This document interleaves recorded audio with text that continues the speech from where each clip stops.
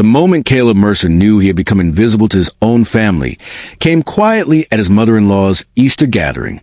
Helen Ward stood in her pristine kitchen and spoke about Caleb as though he were furniture, reminding everyone how he had fallen from skilled HVAC technician to night shift janitor.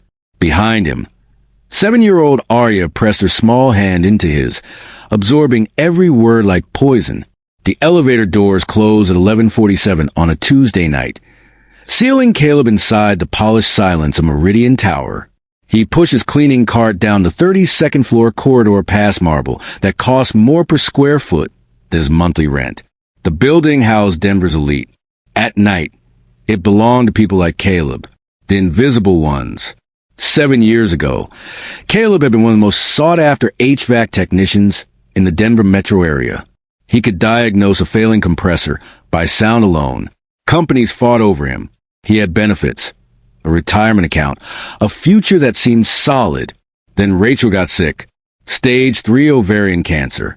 Aggressive and merciless. She fought for 2 years while Caleb burned through savings, maxed out credit cards, and took every overtime shift available. Her parents helped too, though their help came with strings, loans, co-signed documents, a second mortgage. When Rachel finally slipped away on a gray November morning, she left behind a daughter who would never remember her and a husband drowning in $240,000 of debt.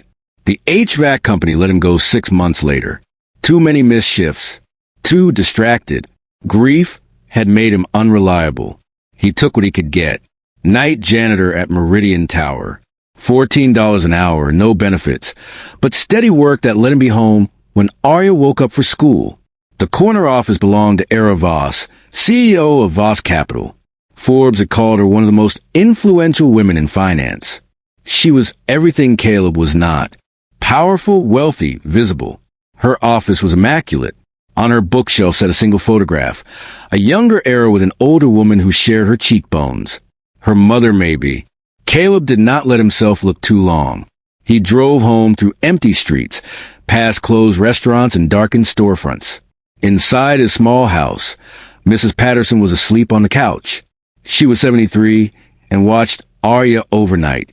Caleb left $40 on the counter, more than he could afford, less than she deserved.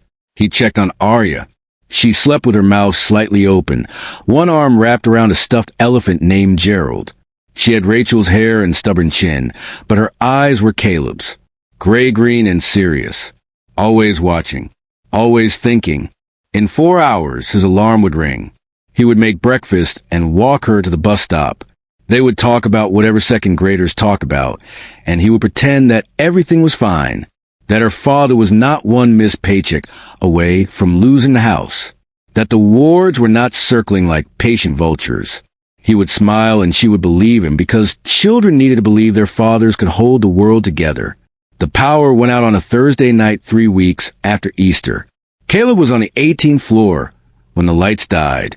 He moved toward the secondary electrical panel on the 12th floor. The door was open. Someone was already inside. Era Voss stood in the beam of her phone's flashlight, pressing buttons on the electrical control board with confident incompetence. She spun when she heard him. "Who are you? Did you do this?" "I'm the night janitor," Caleb said carefully. "Ma'am, you probably shouldn't be pressing those buttons." Her voice was sharp. "The entire building is dark. I have a video conference with Singapore in 40 minutes. Someone needs to fix this." Caleb studied the panel, reading the labels with an ease that surprised even him. It had been years, but the knowledge was still there. Looks like a fault in the transfer switch. The generator tried to kick in, but something's blocking the handoff. "Can you fix it?" He opened the panel and examined the wiring. Within 5 minutes, he had identified a trip breaker. He reset it manually. The lights flickered once, twice, then flooded the room with harsh brightness. Era looked at Caleb as though seeing him for the first time. "You knew what you were doing." It was not a question.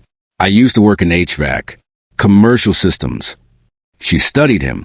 "Used to?" Caleb shrugged. "Things change." Helen Ward called on a Saturday morning, her voice sweet as antifreeze. She wanted to take Arya shopping.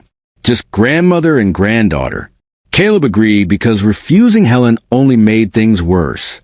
That afternoon, he drove to the elementary school to pick up Arya from her after-school art program. She ran across the parking lot, a watercolor painting clutched in her hand. Two figures standing in front of a small house. Above them, she had written in careful letters, "My dad and me." Caleb stared at it for so long that Arya's smile began to falter. "Do you like it?" He pulled her into a hug. "I love it so much." They were almost to the car when a black sedan pulled into the parking lot. Voss stepped out, dressed in jeans and a simple white blouse. Their eyes met across the parking lot. Arya tugged his hand. "Dad, who's that lady?" "She's pretty." Before Caleb could respond, Arya broke free and ran toward Era, waving. "Hi, pretty lady." Era knelt down to Arya's level, her designer pants pressed against asphalt, and smiled. "Hello again. I remember you. I'm Arya. That's my dad." She pointed back at Caleb. "I know," Era said. "He's told me about you." Arya's eyes widened. "What did he say?" Era's voice was gentle. "He said you're the bravest person he knows, and that you make the best tea parties." Arya beamed. "That's true. Gerald likes my tea parties too. Gerald's my elephant." Era smiled. "I'd love to meet Gerald someday." As they drove home, Arya asked from her booster seat, "Dad, is that lady your friend?" Caleb considered the question. A week ago, he would have said no without hesitation. "Maybe," he said. "I think maybe she is."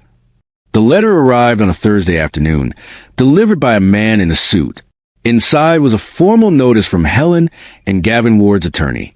They were filing for temporary custody of Arya, citing concerns about her living conditions, her father's work schedule, and his financial instability. A hearing had been scheduled for the following month. Caleb read the letter 3 times. Each were a knife. They were really doing it. He called a lawyer, Sanderchun, from a free legal aid directory. She was kind but honest. "Without money for a proper defense, your chances are not good. They're trying to prove they can offer more. Better schools, better neighborhood, more stability. So being poor means I lose my daughter. Being poor means you have to fight harder." That night, Era found him in the break room at 2 a.m, staring at a cup of coffee he had not touched. She sat across from him. "I heard about the custody filing." He looked up. "How?" She paused. "I know people who know things. What can I do?" The word came out harsh. "Nothing. This is my fight." Era leaned forward. "You're allowed to accept help, Caleb. Not this kind. Not when they're watching everything I do." Era nodded slowly. "I understand. But for what it's worth, I've seen how you are with Arya. I've seen how she looks at you. You're a good father. Anyone who can't see that is blind." Caleb felt something crack inside his chest. "Thank you."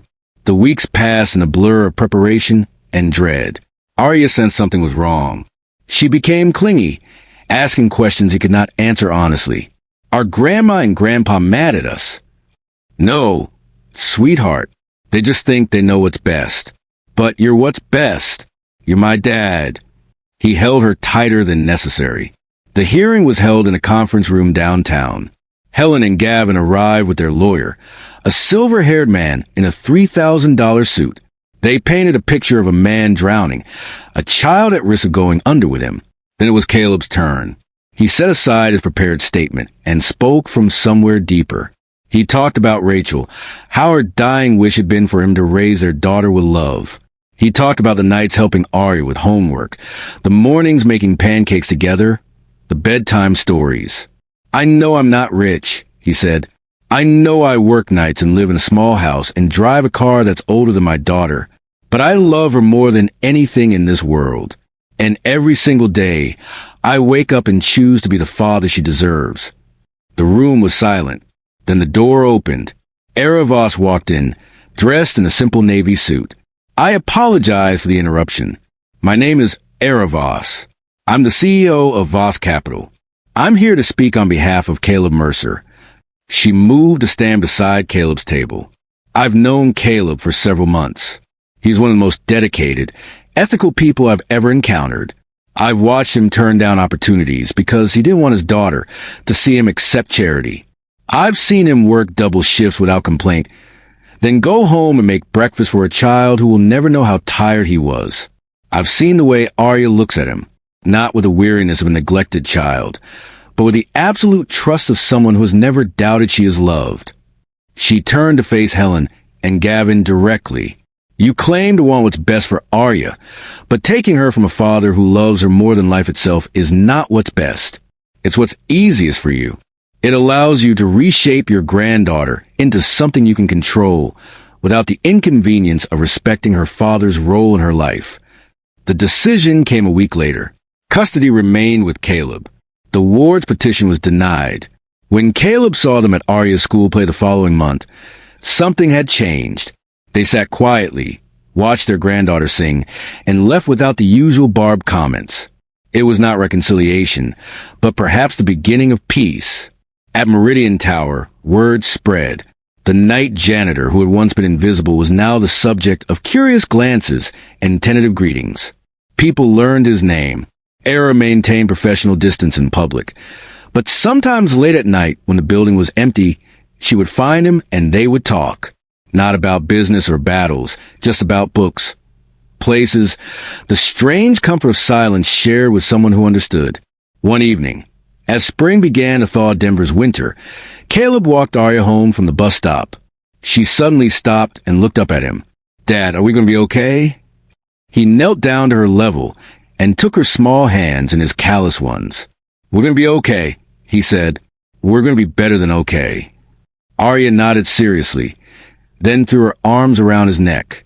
He held her there on the sidewalk, this perfect imperfect life they had built together, and felt something he had almost forgotten how to feel. Hope. Across the street, a black sedan slowed. Through the tinted window, Era Voss watched the scene of father and daughter embracing in the fading light, surrounded by nothing but each other and everything that mattered.